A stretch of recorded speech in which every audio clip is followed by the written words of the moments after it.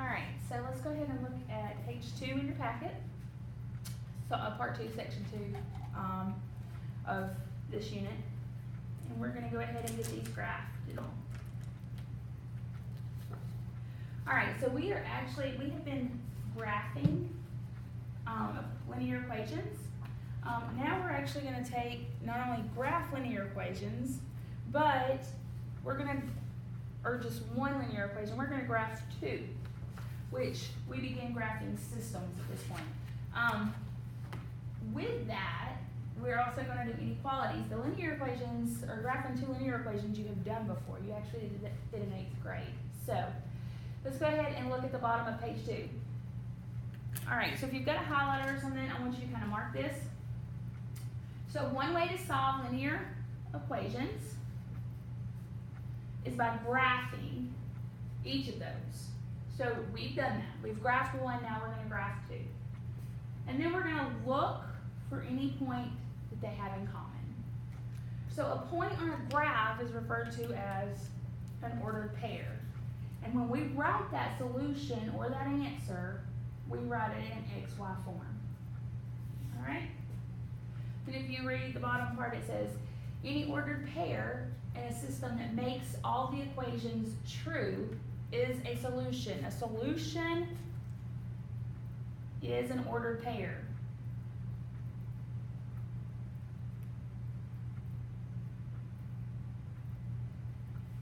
All right. So now let's go to page 3.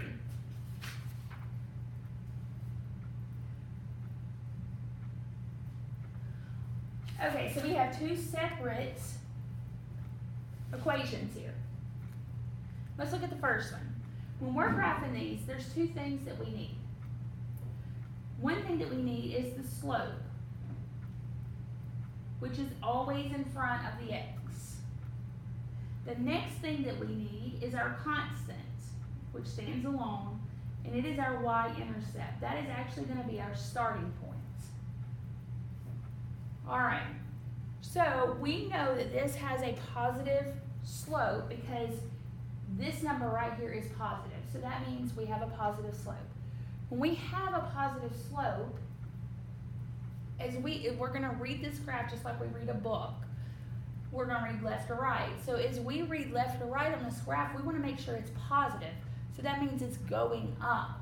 We're gaining something, okay? So when I get done graphing it, I want it to have this kind of look right here, all right? So we plot our first point, our y-intercept, and it's always going to be on the y-axis. So we take this sign with it, it's a -3, so we go down to -3. And then we use our slope, and we have to have a fraction, and any whole number is always over 1. So we're going to rise 2, and we need to know which way to go to keep it positive. So if I rise 2, which way would I need to go to keep it looking this way? Well, if I go to the left and I was to connect these, it would go downhill. So when I rise 2, I'm going to have to go to the right one. So rise 2, run 1. And I'm going to continue that path until I have enough points on my graph to be able to sketch that or connect the dots to make it a line.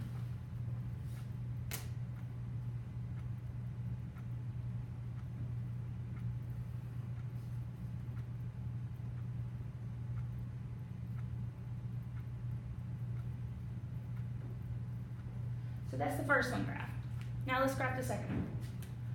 So again, our slope. What number is in front of this x? Well, anything times 1 is always itself, so there's a 1 there. And that's going to be over 1, so that's our slope. Rise 1, run 1. And our y-intercept is -1, so we're going to go ahead and plot that point. Well, if we look at our slope, it's positive, so that means we want this one to go uphill as well. All right? So from our starting point, rise 1, run 1. Rise 1, run 1.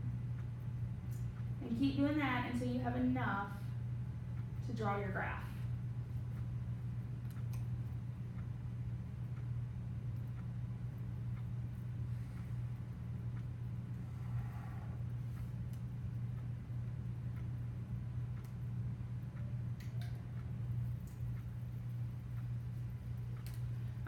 now where's the solution to the system? So remember, a solution is an ordered pair, and it is a point of intersect. So where do these two meet? And it should be right here. So remember, when we're doing an ordered pair, the ordered pair is written in x, y. So we have to go over on the x-axis. So we would go over 2 and up 1.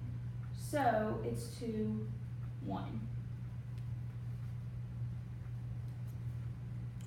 Now let's check it just to make sure that's true. And all that means is we're going to plug, since this is an x and this is a y, we're going to plug those into our equations to see if it works.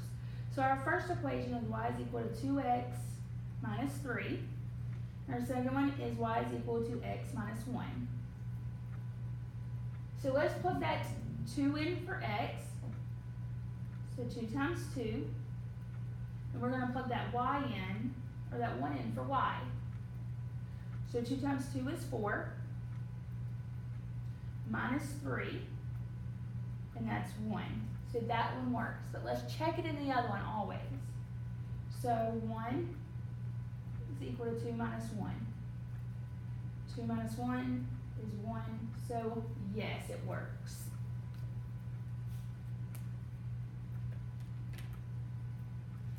All right, let's go to the next page, page 4.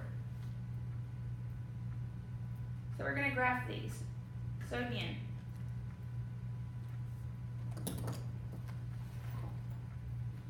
first thing we're going to do is look at our y-intercept and look at our slope. Our y-intercept on this one is 5, so we go up to 5. And then our slope is positive, so it's going to look like this when we're finished. And I'm going to rise 2, run 1. Now, since I'm out of room, I can always go down. So down 2, run 1.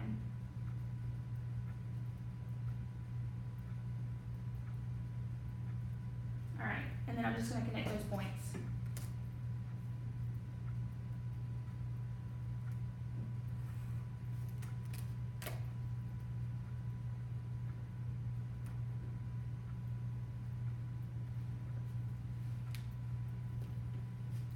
All right, let's do the second one.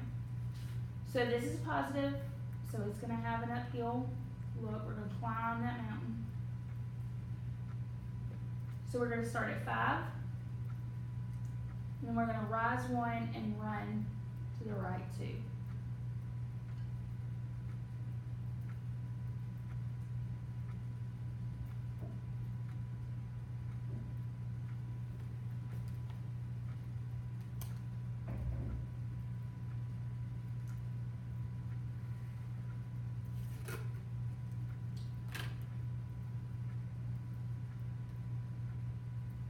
All right, so what is our solution? So where do these two meet? If we look, it's right here. We don't go over either way on the x-axis, we go up. So our x value is going to be 0, and our y value is 5. Now if we look at this, our y-intercept for both of those was 5. So it already had our solution to it. Let's just check it real quick. So y is equal to 2x plus 5. And then y is equal to 1 over 2x plus 5. We're going to plug the x in for x in the equations and the y in for the y's in the equation. So y changes to 5, x changes to 0. 2 times 0 is 0, plus 5, and 5 is equal to 5. All right, the second equation, 5 is equal to 1/2 times 0 plus 5. So 0 plus 5, and 5 is equal to 5. Now, in order for it to be a solution, it has to be true on both of them, okay? It has to work. Okay, example 3. Uh-oh, I threw made the easy part hard again, huh? So, what have we been dealing with when it's not set up in slope-intercept form? It's in standard form, but we need it in slope-intercept. Remember, slope-intercept is y is equal to mx plus b. So we need to solve for y. So when we solve for y, I'm going to draw, or do this first one. I'm going to do it over here, just so I have a little bit more room.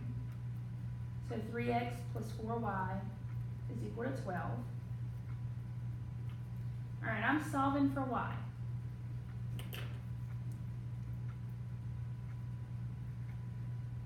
So if I look at that, the furthest thing on this side of the equal sign from that y is the 3x. And I cannot separate those from each other because they're being multiplied together, so they're 1. Now, this is positive, and in order to make it 0, I need to do something to it, add or subtract something to it to make it a 0. So the opposite of adding is subtracting. So I'm going to subtract 3x. Well, if I do it to one side, I have to do it to the other. Okay? So now I have 4y is equal to, now I cannot combine the 3 and the 12 because I have an x on the 3. The only way I can combine those is if they have like terms, and these are not like terms. So I have to keep them separated. However, if I look back over at my equation, I want the x first. So I'm going to write negative 3x plus 12.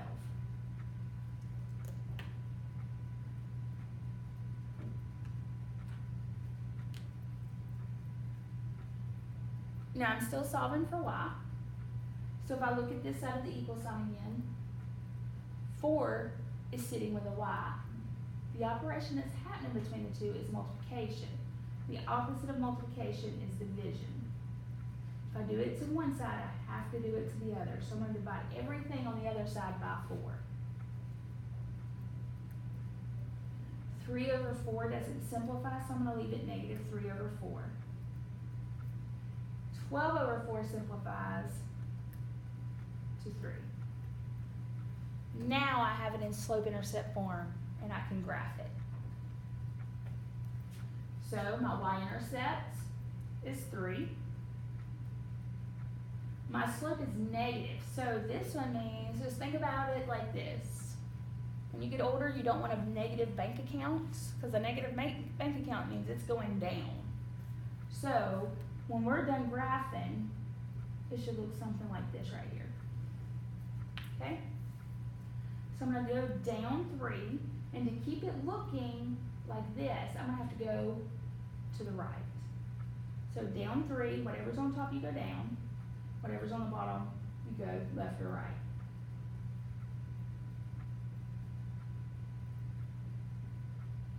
All right, I'm out of room to go down, so if I go up, to keep my graph looking like this, I'm going to have to go to the right 4.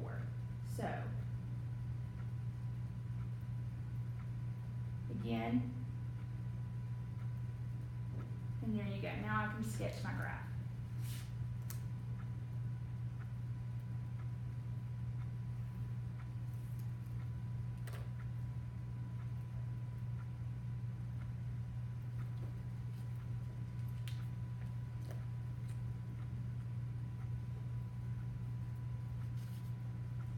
All right, the next one. Again, we're going to have to change this one, so I'm going to write this one here.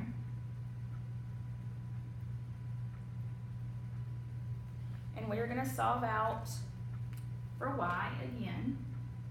So we need it in slope-intercept form.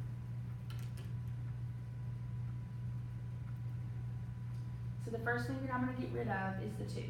And it's positive, so to get rid of it, I'm going to have to subtract it, because I want it to equal 0 over here. If I do it to one side, I have to do it to the other. And remember, I can't combine these two because they're not like terms. So I'm going to have to write it out in slope-intercept form with my x first. This is going to be negative 2x plus 8. So I'm still solving for y. To get rid of this 4, I've got to do the opposite. I'm going to divide.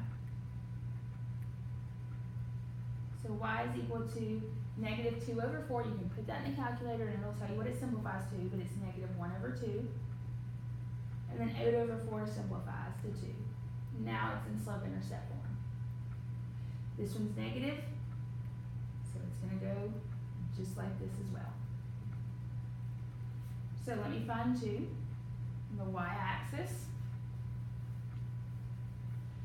Now if I go up 1, I need to go to the left 2 to keep that negative slope. If I go down 1, I'm going to have to go to the right to keep that negative slope. And then I can just follow that until I get enough points to graph it. And you don't have to do as many points as I do. I just like to make sure mine's pretty accurate. Just so that way when I go to sketch it, I know exactly where they're going to cross, and my line's not messed up and wavy and I end up with a wrong answer.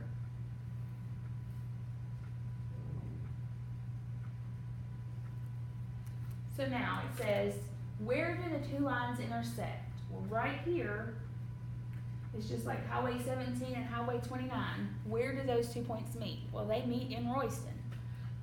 So that would be my point of intersection. That would be my solution if I was to graph those two.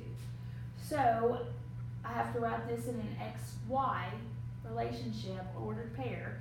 So I'm going to go over on the X, because this is the X-axis, this is the Y.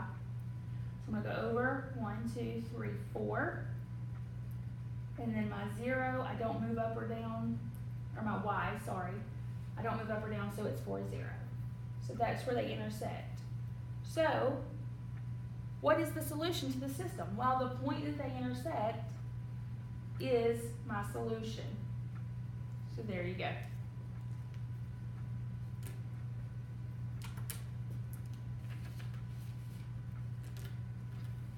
All right, let's turn it over to the back. We're going to solve special types. We've got 2 special types that we're going to do.